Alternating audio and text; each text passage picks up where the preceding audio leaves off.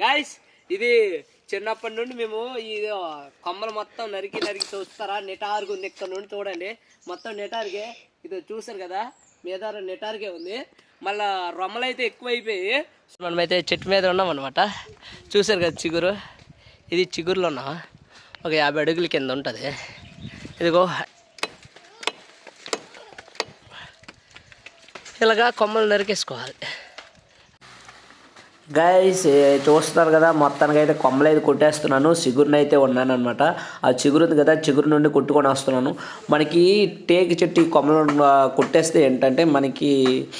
నిలువుగా ఉంటాయి స్ట్రైట్గా పెరుగుతాయి అనమాట ఎందుకే చెప్పలేదు మనకి టేకు చెట్లు ఎందుకు ఉపయోగపడుతున్నాయి అంటే మన ఇంటిలంతా మనం వాడుకునే మన కిటికీలు కానీ మన